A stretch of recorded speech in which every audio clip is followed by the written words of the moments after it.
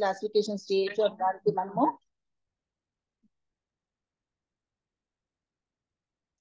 మనము 5 పాయింట్స్ చెప్పాము. ఏంటంటే ఫస్ట్ ఫోనలాజికల్ కరెస్పాండెన్సెస్, సెకండ్ మార్ఫలాజికల్ కరెస్పాండెన్సెస్, దాని తర్వాతనేమో మళ్ళీ క్లాసిఫికేషన్ వస్తుంది. ఇందులో క్లాసిఫికేషన్ ఏది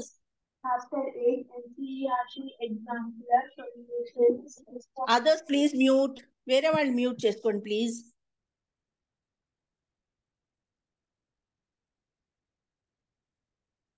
ఓకే, సో మార్ఫలాజికల్ క్లాసిఫికేషన్ మీద మనము గుర్తుపెట్టుకోవాల్సింది ఏంటంటే, యాక్చువల్లీ ఇప్పుడు ఇది రూపాత్మక అంటే అవుటర్ స్ట్రక్చర్ ని చూసి మార్ఫలాజికల్ గా ఎలాగ క్లాసిఫికేషన్ చేశాము అన్నది గుర్తుపెట్టుకుంటే, అక్కడ మనకి దీంట్లో 5 పాయింట్స్ చెప్పారు. ఏంటంటే కొన్ని మోనోసిలబిక్ ఉన్నాయి, కొన్ని ప్రిఫిక్సెస్ సఫిక్సెస్ యాడింగ్, అది అగ్లూటినేటివ్ అంటారు. దెన్ పాలిసింథటిక్ ఇన్కార్పొరేటింగ్ చెప్పారు, ప్రొనౌన్ ఇన్కార్పొరేటింగ్ చెప్పారు, మళ్ళీ ప్రిఫిక్స్ అగ్లూటినేటింగ్, సఫిక్స్ అగ్లూటినేటింగ్, ఇన్ఫ్లెక్షన్స్ కూడా లాస్ట్ టైం మనం చదువుకున్నాము, డైనమిక్లీ వేరింగ్ అండ్ అన్వేరింగ్. ఇలా తీసుకొని మార్ఫలాజికల్లీ అంటే రూపాన్ని చూసి అవుటర్ స్ట్రక్చర్ ని చూసి లాంగ్వేజెస్ ని డివైడ్ చేశారు. That is morphological classification. Genealogical classification అంటే జననాత్మక, తెలుగులో కావాలంటే మనకు అర్థం అవడానికి కోసం రాసుకోండి. జీనలాజికల్ క్లాసిఫికేషన్ అంటే జననాత్మక క్లాసిఫికేషన్. ఈ జననాత్మక క్లాసిఫికేషన్ లో ఫస్ట్ చూసింది ఏంటంటే కామన్ వర్డ్ మెటీరియల్. అంటే వర్డ్ మెటీరియల్ అంటే number of words which are there in each language, అంటే vocabulary. Actually main word material అంటే ఈ వర్డ్స్ మన లాంగ్వేజ్ లో ఎన్ని వర్డ్స్ ఉన్నాయి, ఈ లాంగ్వేజ్ అన్ని వర్డ్స్ ఉన్నాయి, అన్ని లాంగ్వేజ్ అన్ని వర్డ్స్ ఉన్నాయి. దీంట్లో కామన్ ఫీచర్స్, కామన్ అంటే ఎగ్జాక్ట్ సేమ్ వర్డ్ ఉండకపోవచ్చు, బట్ సిమిలర్ వర్డ్స్ ఉంటాయి. అది తీసుకున్నారు. ఫస్ట్ ఏంటంటే తెలుసా, పద సంపద అంటారు దీన్ని. ఈ కామన్ వర్డ్ మెటీరియల్ తీసుకొని అది ఫస్ట్ మెయిన్ బేసిస్ గా చేసుకొని జనాత్మక. ఎందుకంటే మనకి వచ్చేది లాంగ్వేజ్ వచ్చేదే పదాల్లో వచ్చేది. స్వరాలు అంటే sounds will become words will become sentences. అది కదా మనకి సీక్వెన్స్. సో అందుకని వాళ్ళు వర్డ్స్ తీసుకున్నారు ఫస్ట్. సెకండ్ ఇంకోటి ఏంటంటే గ్రామాటికల్ డివైజెస్. గ్రామర్ కాదు, no grammar of 2 languages will be same, ఎప్పటికైనా గుర్తుపెట్టుకోండి. కానీ గ్రామాటికల్ డివైజెస్ అంటే మన మెథడ్ ఏదైతే యూజ్ చేస్తామో ఒక కన్స్ట్రక్షన్ ఆఫ్ సెంటెన్స్ కానీ అందులో సిమిలారిటీస్. అంటే ఇప్పుడు మనకి సంస్కృతంలో కర్త కర్మ క్రియ ఉండాలి, ఇంగ్లీష్ లో కూడా కర్త కర్మ క్రియ ఉండాలి, కానీ ఆ పెట్టే సీక్వెన్స్ మారుతుంది. అదేంటంటే రాముడు అడవికి రాముడు వెళ్ళాడు అన్నా కూడా మనకి తెలుగులో మీనింగ్ పెద్ద మారదు. కానీ Rama went to forest went to రామలో తేడా వస్తుంది. సో గ్రామర్ సేమ్ అవ్వదు, కానీ గ్రామాటికల్ స్ట్రక్చర్ ఒకటి అవుతుంది. అంటే ఏ డివైజ్ అయితే ఏ మెథడ్ యూజ్ చేస్తారో అది కామన్ గా ఉండాలి. అంటే ఏంటంటే ఇప్పుడు ఒక సెంటెన్స్ ఫామ్ అవడానికి మనకి ఇవి కావాలి, ఇందులో ఇవి ఉన్నాయి, ఆ లాంగ్వేజ్ కూడా ఉన్నాయి లేదా, అది గ్రామాటికల్ డివైజెస్ ని చూస్తారు, నాట్ ద గ్రామర్. అది గుర్తుపెట్టుకోండి difference. So common word material, resemblances in grammar. దాని తర్వాత ఏమో ఒక ప్రొసీజర్ ఇచ్చారు జీనలాజికల్ క్లాసిఫికేషన్ డ్రా చేయడానికి. ఇది మనకి నేను చెప్పాను కదా, ఓయూ టెక్స్ట్ బుక్ మనకి వేదం. ఎందుకంటే ఇందులోంచే ఇస్తారు క్వశ్చన్స్, వాళ్ళు ఇదే ఫాలో అవుతారు. ఇక్కడ బేసిక్ వర్డ్స్ కొన్ని తీసుకున్నారు. వీలైతే ఒక్కొక్క దాంట్లో ఒక్కొక్క వర్డ్ గుర్తుపెట్టుకోండి. ఇప్పుడు ప్రొనౌన్స్ లో అహం గుర్తుపెట్టుకోండి, నన్ను గుర్తుపెట్టుకోండి, నేను అహం ఏమైంది, యాజ్ ఏమైంది, ఈగో అయింది, ఇక్ అయింది, ఐ అయింది. అలా న్యూమరల్స్ లో ఒకటి పంచా తీసుకోండి, పంచా పెంట అయింది, క్వింక అయింది, అలా ఒక్కొక్కటి గుర్తుపెట్టుకోండి. అలాగనే మాతా పితర, పేటర్ ఫాదర్ మదర్ అయింది ఇంగ్లీష్ లో. అనిమల్స్ ఒక హార్స్ తీసుకోండి, అశ్వాస్ అయింది, హిప్పోసు, ఈక్వాసు, అశ్వాసు, హార్స్. అలా ఒక్కొక్కటి గుర్తుపెట్టుకుంటే చాలు, ఎక్కువ డీటెయిల్కి వెళ్ళక్కర్లేదు. ఇది ఒక టేబుల్ కనుక వేసుకొని ఈ బేసిక్ గా ప్రొనౌన్స్ కి ఒక వర్డ్, న్యూమరల్స్ కి ఒక వర్డ్, అనిమల్స్ కి ఒక వర్డ్, మెటల్స్ కి ఒక వర్డ్, ప్లాంట్స్ కి ఒక వర్డ్, ఫుడ్స్ కి ఒక వర్డ్, డ్రింక్స్ కి ఒక వర్డ్. దాని తర్వాత హ్యాబిటేషన్, ఒక దమస్ ఒకటి గుర్తుపెట్టుకోండి, అంటే ఇల్లు కాబట్టి దమస్, డోమస్, హౌస్, డోమోస్ అయింది. అక్కడితో ఎండ్ అయిపోతుంది మనకి. అంటే ఈ బేసిస్ మీద అంటే డే టు డే లాంగ్వేజ్ లో మనం ఏవైతే పదాలు వాడతామో, నెంబర్స్, రిలేషన్స్ చెప్పడానికి కోసము, ఫుడ్ తినడానికి కోసము, తర్వాత ఏదైతే మనము యానిమల్స్ ని వాడతామో అంటే మన ప్రయాణానికి కానీ దేనికైనా కానీ దున్నడానికి కానీ, సో ఒక కామన్ ఫీచర్స్ తీసుకొని వాటి మీద జీనలాజికల్ గా డివైడ్ చేశారు. అది బేసిక్ గా గుర్తుపెట్టుకుంటే చాలు, ఈ టేబుల్ నుంచి ఒక్కొక్క వర్డ్, ఒక్కొక్క దానికి ఒక్కొక్క వర్డ్ తీసుకొని ఒక్కటి జస్ట్ అలా మనం గుర్తుపెట్టుకుంటే చాలు. అంతకంటే పెద్ద డీటెయిల్స్ లోకి వెళ్ళొద్దు. చాలా కష్టం అని కూడా అనుకోవడానికి లేదు. అలాగనే Indo European family of languages ఏమైంది, మనకి పెద్ద ఫ్యామిలీ, అందులో చాలా 132 ఫ్యామిలీస్ ఉన్నాయి. And all over the world 26 major families ఉన్నాయని చెప్పుకున్నాం. ఆల్ 26 మనం గుర్తుపెట్టుకోలేము. అనంతకృష్ణ గారు గురువు గారికి జై. ఏంటంటే starting with Indo European dash dash dash central American అని పెట్టేసేయండి. 26th లాంగ్వేజ్ అయిపోతుంది. వరల్డ్ లో ఉన్న మేజర్ ఫ్యామిలీస్ అన్ని ఇందులోకి వచ్చేసాయి. మనకి 26 మేజర్ లాంగ్వేజెస్ కింద డివైడ్ చేశారు. బేసింగ్ ఆన్ జీనిలాజికల్ క్లాసిఫికేషన్, జననాత్మక క్లాసిఫికేషన్ ప్రకారము వరల్డ్ లో ఉన్న లాంగ్వేజెస్ అన్ని. కొన్ని ఏమైనా దగ్గరవి గుర్తుపెట్టుకున్నాను అనుకోండి. సైనో టిబెటిన్ మన పక్కనే ఉంది, మెక్సికన్ అమెరికాకి దగ్గరగా ఉంది, నార్త్ అమెరికన్, సెంట్రల్ అమెరికన్, అట్లా కొన్ని ఏమైనా popular languages గుర్తుపెట్టుకోగలుగుతాం.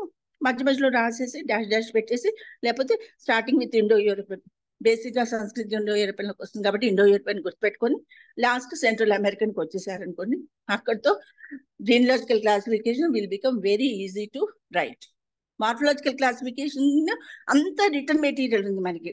Suffix agglutinating, prefix agglutinating, pronoun incorporating, ఇవన్నీ ఏంటంటే అది సబ్జెక్ట్, అది చదువుకుంటే వచ్చేస్తుంది.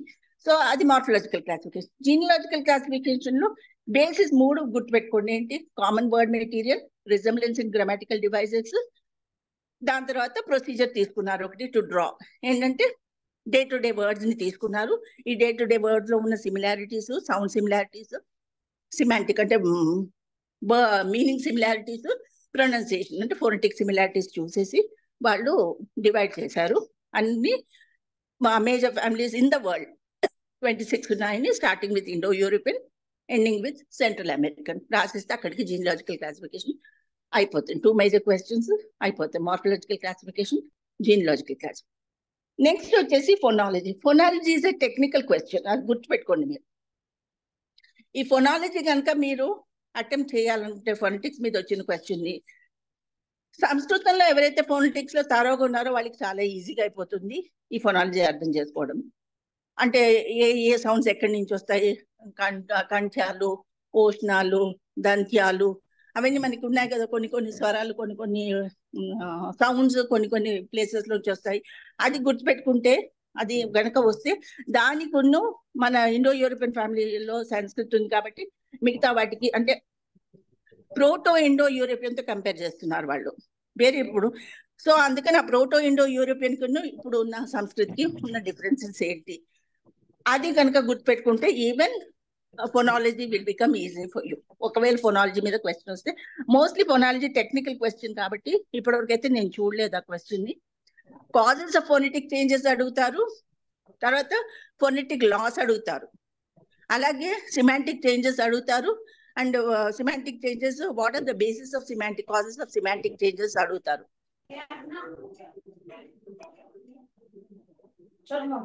ఓకే బేటా, కింద పైకి రారా. ఓకే బాయ్, జై శ్రీకృష్ణ బేటా, జాగ్రత్త. అలా తోని తినే ఇదే ఇల్లే ఇదే బర్త్. ఏం కావాలి? హలో హలో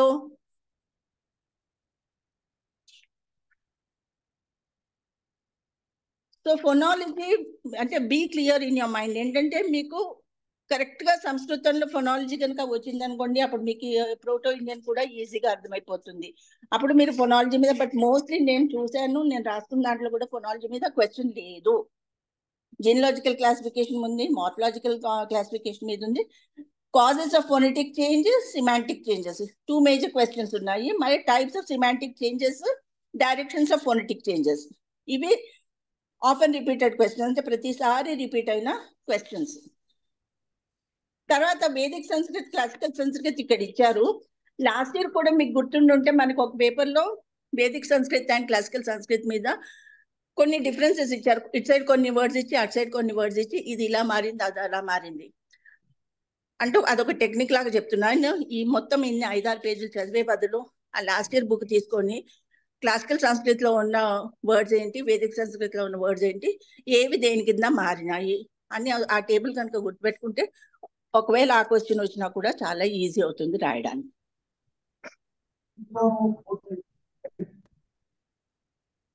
ఇప్పుడు ఏంటంటే ఫోనెటిక్ చేంజెస్ అయ్యాయి. ఫోనెటిక్ చేంజెస్ అంటే ఏంటి?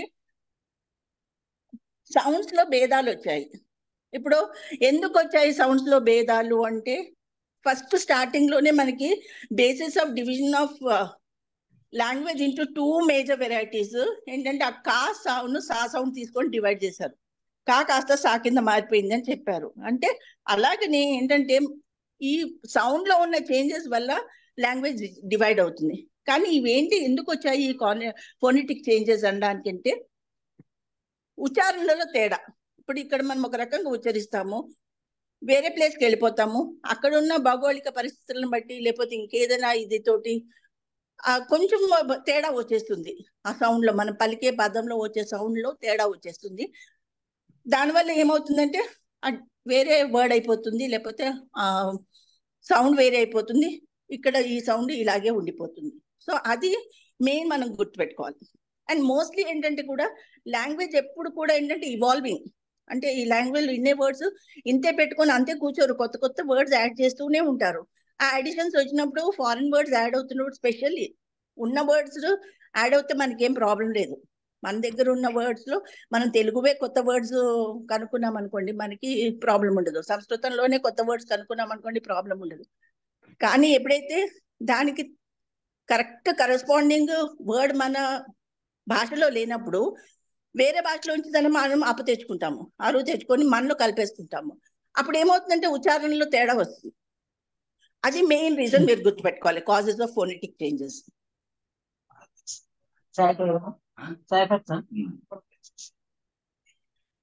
ప్లీజ్ అందరు మ్యూట్ లో ఉన్నారా?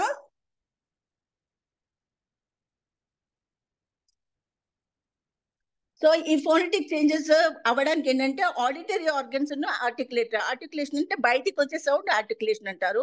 ఆడిటరీ అంటే మన వోకల్ ఆర్గన్స్. సో వీటిలో వచ్చిన తేడాల వల్ల మనకి ఫోనెటిక్ చేంజెస్ వస్తాయి. దానికి వీళ్ళు ఏంటంటే, యాక్చువల్లీ ఇది చాలా ఈజీ అండ్ చాలా ఇంట్రెస్టింగ్ క్వశ్చన్. కాకపోతే ఇందులో చాలా వెరైటీస్ ఉన్నాయి కాబట్టి ఇన్ని ఎలా గుర్తుపెట్టుకోవాలని అనుకుంటారు. ఏమీ లేదు, వరుస క్రమంలో గుర్తుపెట్టేసుకుంటే ఈజీగా అవుతుంది. ఏంటంటే ఇప్పుడు సంస్కృతంలో ఓం నమ సిద్ధం ఉందనుకోండి, హిందీ వాళ్ళు అది పూర్తిగా పలకలేరు. వాళ్ళు ఓం నామ సీదం అన్నారు. ఎందుకంటే పలకడంలో వచ్చిన డిఫికల్టీ వల్ల ఆ చేంజ్ వచ్చింది. ఇంకొకసారి ఏమవుతుందంటే ఫారిన్ వర్డ్ తీసుకుంటాము.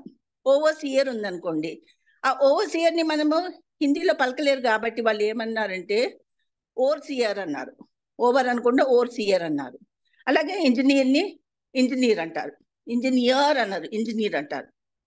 అలాగే కాంపౌండర్ ని కంపౌండర్ అంటారు.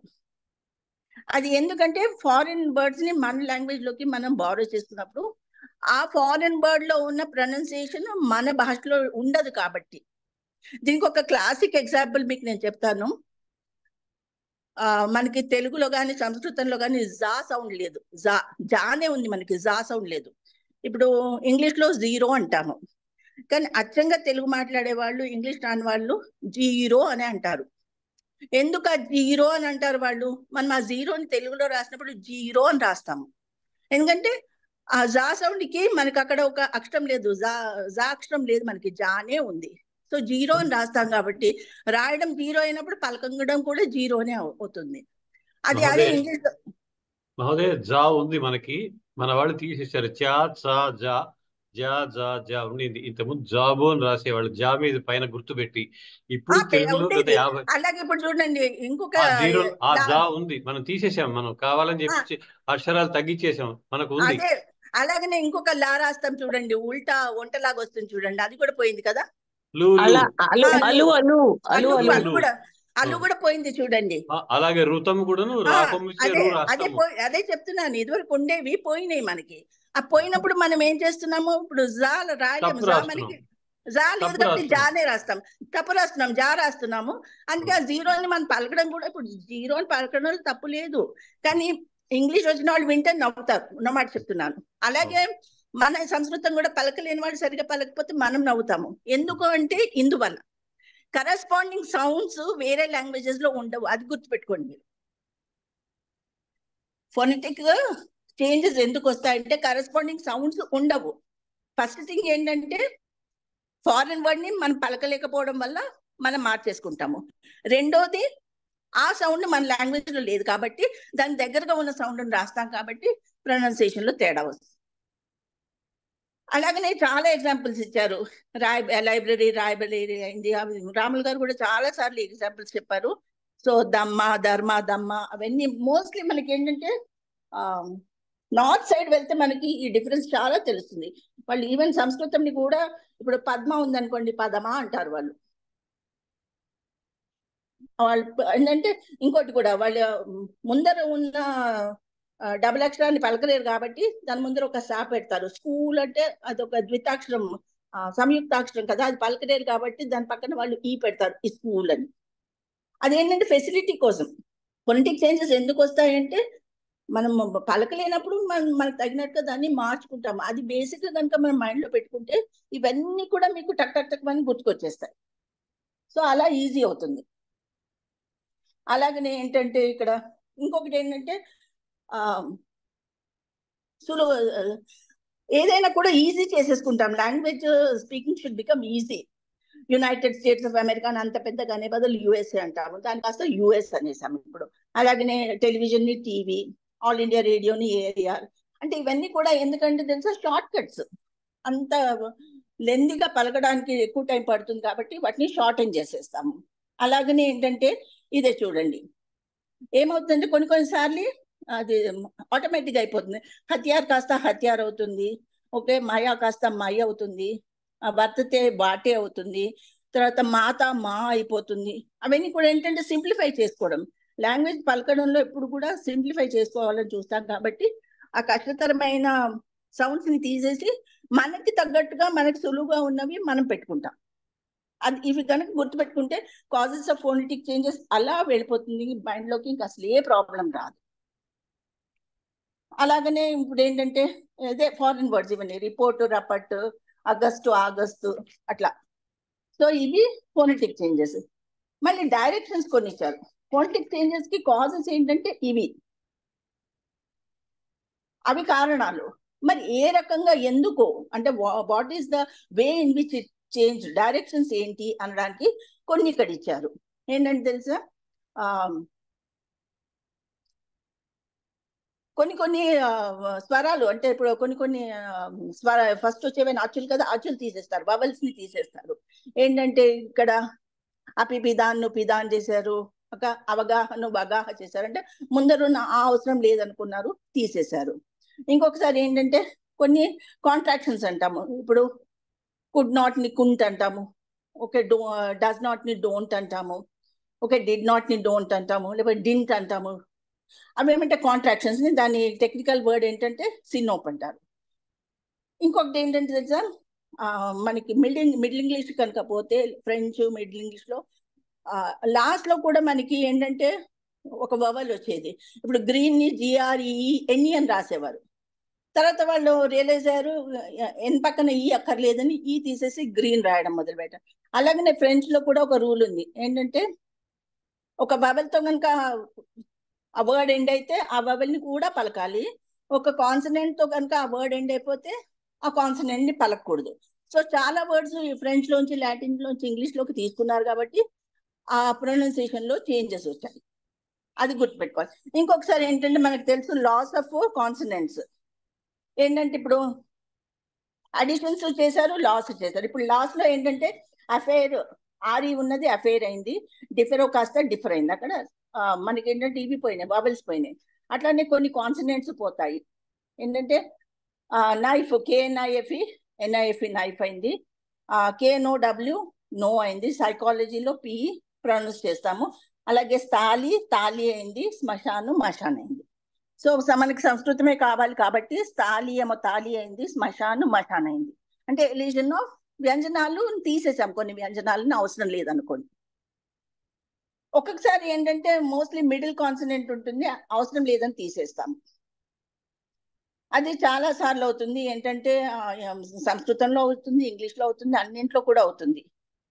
ఇక్కడ ఏంటంటే వీళ్ళు ప్రాకృతంలోంచి సంస్కృతం నుంచి ఇచ్చారు. ఈ ఎగ్జాంపుల్స్ అన్ని గుర్తుపెట్టుకోవచ్చు మీరు. అలాగనే ఇంగ్లీష్లో సైలెంట్ లెటర్స్ అంటాము. Instead of saying elision of middle consonant, silent letters అని గుర్తుపెట్టుకుంటే అందరికి సైలెంట్ లెటర్స్ తెలుసు కాబట్టి ఈజీగా రాసేయచ్చు. అలాగనే ఎలిజన్ ఆఫ్ ఫైనల్ కాన్సనెంట్. ఇప్పుడు ఇంగ్లీష్లో మోస్ట్లీ ఫైనల్ కాన్సనెంట్ ని, ఫ్రెంచ్ లో కూడా మోస్ట్లీ ఫైనల్ కాన్సనెంట్ ని ఆర్తో ఎండ్ అవుతే ప్రొనౌన్స్ చేయరు. అదొకటి గుర్తుపెట్టుకోండి. ప్రొనౌన్సియేషన్ లో రాయడంలో రాస్తాము, ప్రొనౌన్సియేషన్ లో ఉండదు. అలాగనే ఇంకోటి ఏంటంటే షార్టన్ చేయడము, యూనివర్సిటీని వర్సిటీ అని చేయడము, తర్వాతనేమో బండాగాని భాండా చేయడము. అంటే ఇవన్నీ కూడా ఎందుకంటే ఈజీ టు స్పీక్, మనం ఎంత తక్కువ మాట్లాడి, ఎంత తక్కువ టైంలో ఎక్కువ మాట్లాడాలి, అది మెయిన్ పర్పస్ యాక్చువల్లీ. సో వీటికి కొన్ని హెడ్డింగ్స్ ఇచ్చారు. అలాగనే హ్యాప్లాలజీ ఏంటంటే ఇప్పుడు పార్ట్ టైం ఉంది, PRAPERT TIME, TT అక్కడ రిపీట్ అయింది, TT 2 సార్లు రాయడం ఎందుకు, పార్ట్ టైం అని రాస్తే అయిపోతుంది. PART IME రాస్తే చాలు. అదేంటంటే వాటిని హ్యాప్లాలజీ అంటారు. సో ఇలాగా కొన్ని ఇచ్చారు. కొన్నిసార్లు అడిషన్స్ అవుతాయి కాన్సనెంట్స్. అది మోస్ట్లీ ఏమవుతుందంటే చివర్లో వచ్చి యాడ్ అవుతాయి. అంటే బౌహా అయింది, దాని తర్వాత అరబిక్ లో ఉన్న తాలిస్మాన్ ఇదంటే తిలస్మా అయింది. ఇంకొకటి మెటాథీసిస్ ఏంటంటే అమ్లిక ఇమ్లి అయింది, బిందు బూంద్ అయింది. అంటే ఏమవుతుందంటే ఇంటర్చేంజ్ అవుతాయి, స్వరాలు మారిపోతాయి. ఆ ఉన్న ప్లేస్ లోకి ఈ వస్తుంది, బి ఉన్న ప్లేస్ లోకి బూ వస్తుంది. అది వోవెల్ మెటాథీసిస్. కాన్సనెంట్ మెటాథీసిస్ లో ఏంటంటే చిహు ప్లేస్ లో చీనా వస్తుంది, బ్రాహ్మణ ప్లేస్ లో బ్రాహ్మణ వస్తుంది, మహారాష్ట్ర ప్లేస్ లో మరాఠా వస్తుంది. కొన్ని ఏంటంటే అసిమిలేషన్ చేసుకుంటాయి. అంటే ఏంటంటే ఇవి ముఖ్యంగా మనకి ప్రాకృతి ఉన్న సంస్కృతంలో తెలుస్తుంది. ఏంటంటే చక్ర ఉన్న చోట చెక్క అవుతుంది, ముక్త ఉన్న చోట ముక్క వస్తుంది, యస్య ఉన్న చోట జస్స వస్తుంది. సో అసిమిలేషన్ ఒకటి. దాని తర్వాత అబ్లౌట్, మనం ఇదివరకు కూడా మొన్న టచ్ చేసాం. అబ్లౌట్ అంటే అపశృతి అని గుర్తుపెట్టుకోండి. అంటే ఈ వవల్స్ ఏమవుతున్నాయంటే కొన్నిసార్లు ఇలాంగేట్ అవుతాయి, కొన్నిసార్లు వాటి స్థలాలు మారుతాయి. అందుకని దాన్ని అబ్లౌట్ ఆర్ అపఫోనీ ఆర్ ఆల్టర్నేషన్ అవుతుంది. అంటే అక్కడ ఉంది ఇక్కడికి వస్తుంది, ఇక్కడ ఉంది అక్కడికి పోతుంది. అదొకటి గుర్తుపెట్టుకోండి, వాట్ ఈస్ అబ్లౌట్ అనేది. అపశృతి అన్నది గుర్తుపెట్టుకుంటే ఈజీ అవుతుంది. అందులో 3 గ్రేడ్స్ కింద వాళ్ళు చూపించారు. ఓకే, ఏంటంటే లో గ్రేడ్, 0 గ్రేడ్, లో గ్రేడ్, హై గ్రేడ్ అని చెప్పేసి. సదస్ కాస్త సంస్కృత ఎగ్జాంపుల్స్ ఇచ్చారు ఇక్కడ. సదస్ కాస్త సాధ అయితే అయింది, సేదు అయింది. సచతే కాస్త సతి శాచస్ అయింది, సక్షతి అయింది. పాదమైంది, ఉపద్ అయింది. దబ్రోతి కాస్త అదాభ్య అయింది, అద్భుత అయింది. రాజన్ కాస్త రాజనామ అయింది, రాజ్ఞ అయింది. అంటే ఇక్కడ మీరు చూసుకోవాల్సింది ఏంటంటే ఇంటర్చేంజ్ అవుతున్నాయి. అంటే వవల్స్ ఇక్కడును అక్కడికి వెళ్ళి అక్కడును ఇక్కడికి వస్తాయి. అందుకే దాన్ని తెలుగు ట్రాన్స్లేషన్ అపశృతి అని పెట్టారు అబ్లౌట్. దీనికి ఇక్కడ వెనక ఒక టేబుల్ ఇచ్చారు. ఈ ఒక్క table strong grade, week grade కనుక గుర్తుపెట్టుకుంటే ఈ అబ్లౌట్ మోస్ట్లీ 4 మార్క్స్ క్వశ్చన్ వస్తుంది, అది రాసేట్టు. సో ఇక్కడ మనకి causes of phonetic changes and directions of phonetic changes అయిపోయింది. నెక్స్ట్ మేజర్ క్వశ్చన్ ఏంటంటే కాజెస్ ఆఫ్ అర్థం మార్పు. సిమాంటిక్ చేంజెస్ అంటే అర్థంలో మార్పులు వచ్చాయి. అంటే ఒక వర్డ్ ని ఒక ప్లేస్ లో ఒక అర్థంలో వాడితే ఇంకో ప్లేస్ లో అదే వర్డ్ ని దాని అర్థం మారిపోయింది. ఈ అర్థం మారడానికి మనకి సంస్కృతంలో కూడా చాలా సార్లు మనము చూసాము. ఏంటంటే అతివ్యాప్తి, అవ్యాప్తి అని కూడా చెప్తుంటాము. లేకపోతే ఒరిజినల్ గా ఒక మీనింగ్ ఉండింది, దానికి ఆ మీనింగ్ మారిపోయి ఇది అయింది అని చెప్పి. సో అలా వేరియస్ రీజన్స్ ఉన్నాయి ఈ సిమాంటిక్ చేంజెస్ అవ్వడానికి. ఇది కూడా ఒక మేజర్ క్వశ్చన్ కింద వస్తుంది. దీంట్లో ఏంటంటే తెలుసా, మనము ఎక్స్పాన్షన్ ఆఫ్ మీనింగ్ అంటే ఒక్కదానికే పరిమితమైన మీనింగ్ వేరే వాటికి కూడా చేయడం. ఇంతకు ముందు ఏంటంటే ఒక జయచంద్ర అని ఒక మోసగాడు ఉన్నాడు అనుకోండి, ఒక ట్రేటర్. అతన్ని ఏంటంటే హీ బికేమ్ ఏ కామన్, ఒక ప్రాపర్ నౌన్ కాస్త కామన్ నౌన్ అయిపోయింది. అంటే ఇప్పుడు ఎవరైనా వంచకుడు ఉంటే వాడిని జయచంద్ర అనడం మొదలు పెట్టారు. అలాగనమాట. అంటే ఏంటంటే ఎక్స్పాన్షన్ ఆఫ్ మీనింగ్. ఇంకొకటి ఏంటంటే తెలుసా, ఇప్పుడు మృగా ఉంది చూడండి. ఒరిజినల్ గా ఓన్లీ జింకనే మృగా అనేవాళ్ళు ఇప్పుడు అన్ని యానిమల్స్ ని మృగాలు అంటున్నారు. ఇంకొకసారి ఏంటి మీనింగ్ ట్రాన్స్ఫర్ అయిపోతుంది. ఎలా ట్రాన్స్ఫర్? ఒరిజినల్ గా అసుర మీనింగ్ ఒకటి ఉంటే ఇప్పుడు రాక్షసులకి అసురులు అన్న మీనింగ్ వచ్చింది.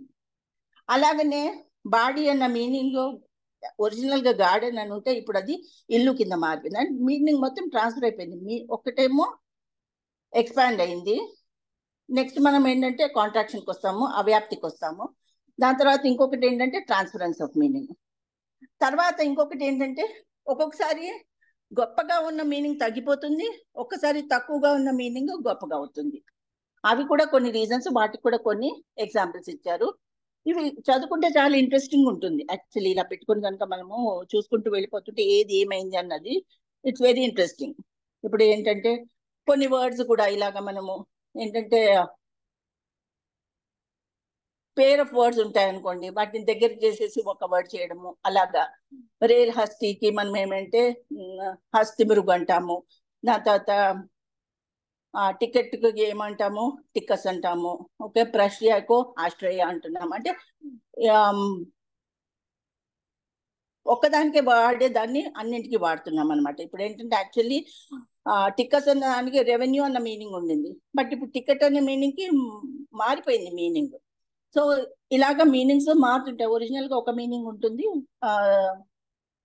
అలాగే మీనింగ్ ఎక్స్పాండ్ అవుతుంది, లేకపోతే పూర్తిగా మారిపోతుంది. ఇంకొకసారి ఏంటంటే హిమాచల్ పర్వత్, హిమాచల్ అని చెప్తే సరిపోతుంది, హిమాచల్ అంటేనే పర్వతాలు, కానీ హిమాచల్ పర్వత్ అంటాము. అలాగనే పావు రోటీ అంటాము, రోటీ అంటే సరిపోతుంది, పావు రోటీ అంటాము. దరసల్, అసలు అంటే సరిపోతుంది కానీ దరసల్ అంటాము. బిలా వజహ్ అనే బదులు వజహ్ అనే బదులు బిలా వజహం అంటాము. కొన్ని యాడ్ చేస్తాం ముందర కానీ వెనకాతలు కానీ, అది అలా వాడుకలోకి వచ్చేసి వాటి మీనింగ్ మారిపోతుంటుంది.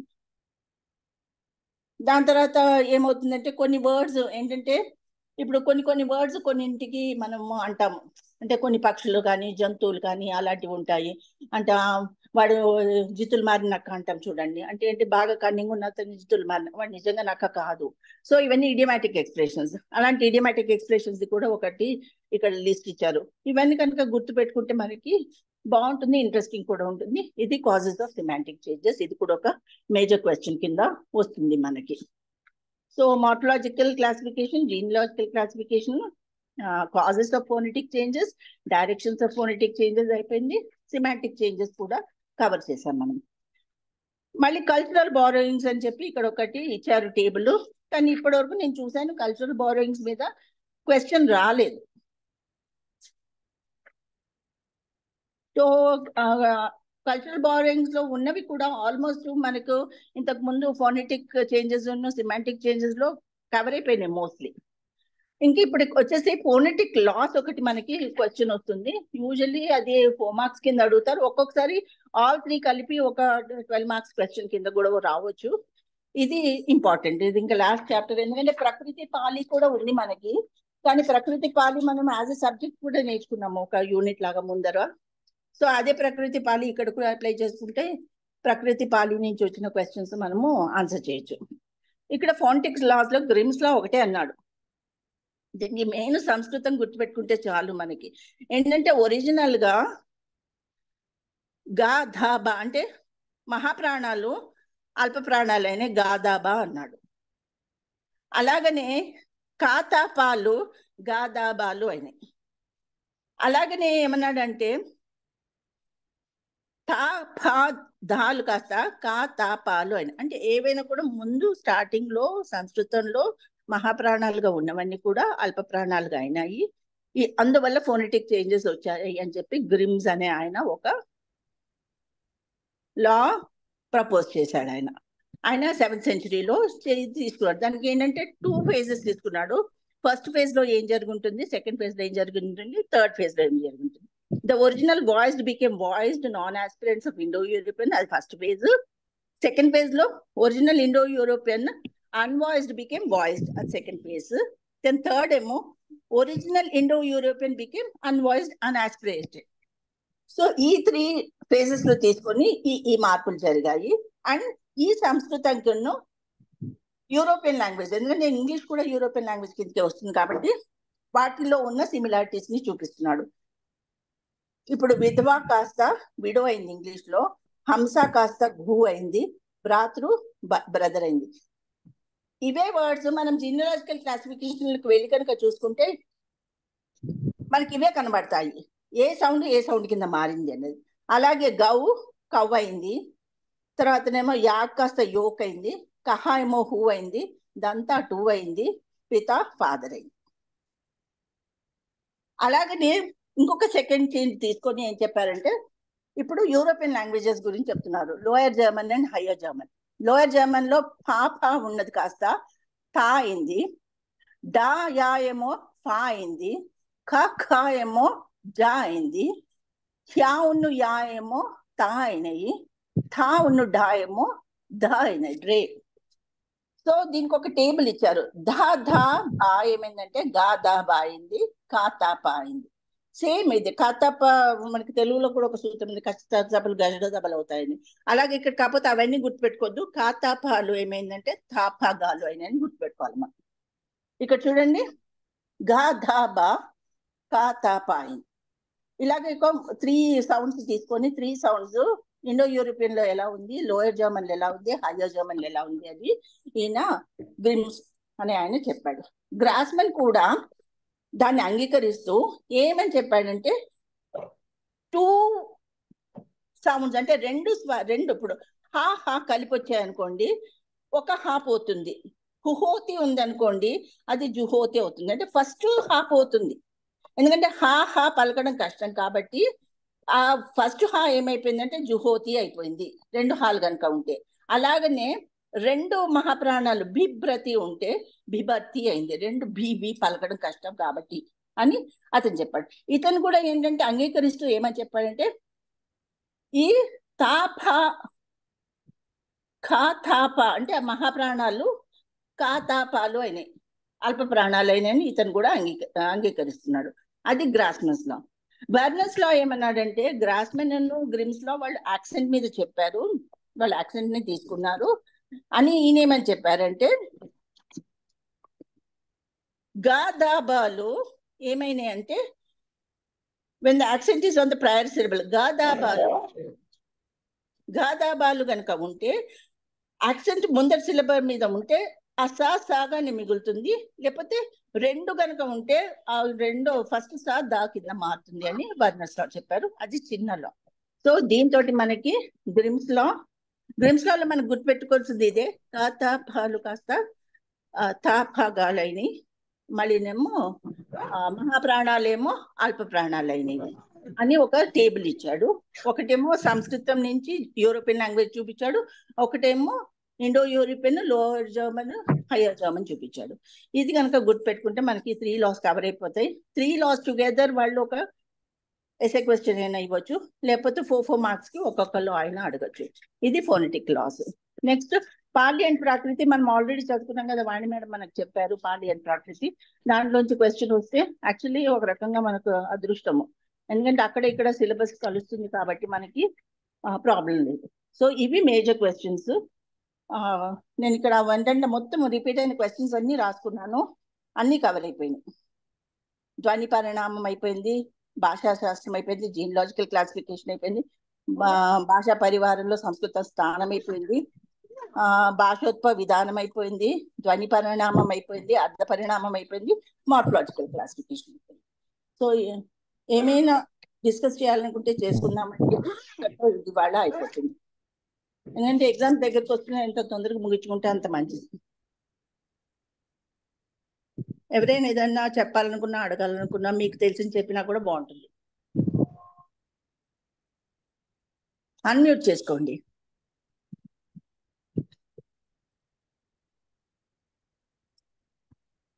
హలో హలో మేడం వినిపిస్తుందండి, కానీ అదే ఎవరికి ఏమీ చెప్పేది లేదనుకుంటా. మేడం, మీరు ఈ క్వశ్చన్స్ మీద మీరేమైనా నోట్స్ తయారు చేసుకొని ఉంటే, మా కోసం అని కాదు, మీరేమైనా చేసుకొని ఉంటే అది గ్రూప్ లో పెట్టండి, ఇప్పుడు కాదు తర్వాత అయినా. నోట్స్ తయారు చేయలేదు సార్, నిజం చెప్పాలంటే యాజ్ ఆఫ్ టుడే చేయలేదు నేను, మీరు అడిగారు కాబట్టి ఆలోచిస్తాను. అంటే ఇప్పుడు ఈ క్వశ్చన్స్ వరకే, మొత్తం కాదు. మీరు షార్ట్ గా బుక్ లో చాలా ఉంటుంది, కనీసం అటెంప్ట్ చేయడానికి కొన్ని ఉదాహరణలు బ్రీఫ్ గా మీరు ఏదైనా చేసుకుంటే అది గ్రూప్ లో పెట్టండి.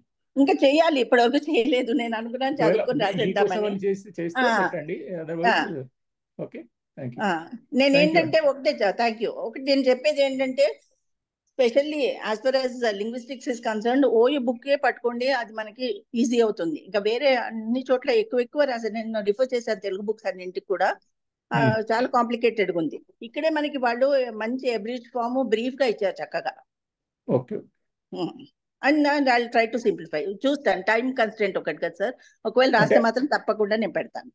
Okay, thank you. Okay sir. Okay sir. ధన్యవాదాలు మహోదయ. Okay, thank you sir. ధన్యవాదాలు మహోదయ. Okay, thank you. ధన్యవాదాలు మహోదయ. ఓకే, ధన్యవాదాలు మహోదయ. ఓకే అండి.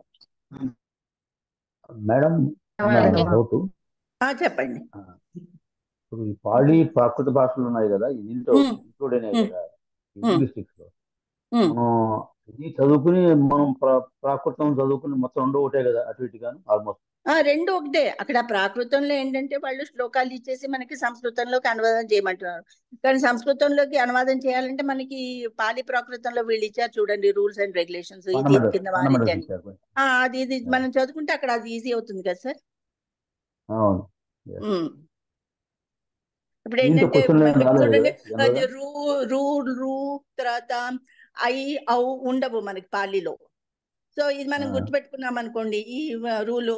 ఒకవేళ అక్కడ వాళ్ళు పాలీలోకి ఇచ్చేసి మనకి సంస్కృతంలో మార్చమంటే అప్పుడు మనకు గుర్తొస్తుంది, ఇవి లేవు కదా, ఇవి వీటి కింద మారుతుందని. సో ఇక్కడ వీళ్ళు రూల్స్ అండ్ రెగ్యులేషన్స్ ఇచ్చారు, అక్కడేమో మనకి యాక్చువల్లీ టెక్స్ట్ ఇచ్చారు, ఆ టెక్స్ట్ ని ట్రాన్స్లేట్ చేయమని. యాక్చువల్లీ మనం ఈ రెండు కోరిలేట్ చేసుకోవాలి మనం.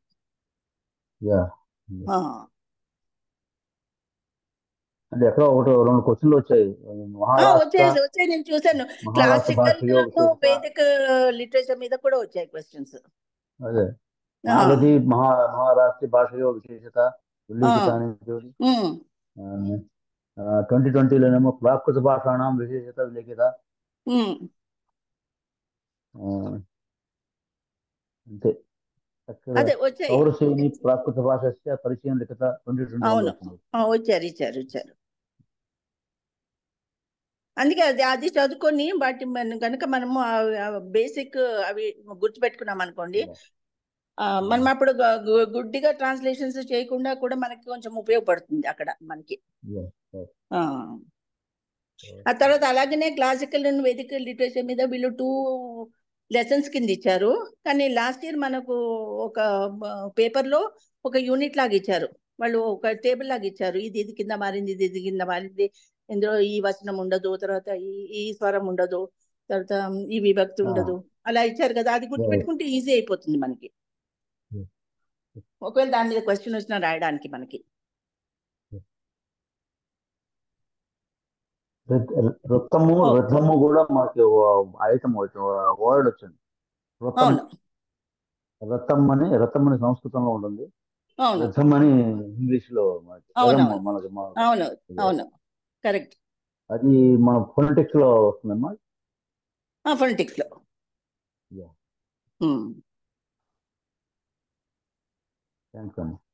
Okay, thanks. ఓకే అండి, మరి ఉంటాను మరి నేను.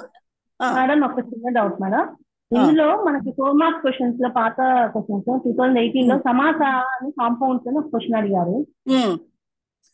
ఆర్పిపి గారు చివర్లో ఇచ్చారు సమాసాలు అని చెప్పి ఒక పేజ్ లో. మీ దగ్గర ఆర్పిపి నోట్స్ ఉంటే ఆ లాస్ట్ పేజ్ అదొకటి చూసుకోండి. ఎందుకంటే ఈ టైంలో ఇంకా మీరు ఈ పుస్తకం ఆ పుస్తకం వెతుక్కునే టైం లేదు మనకి. ఆ లాస్ట్ పేజ్ చూసుకోండి. ఓకే. ఓకే.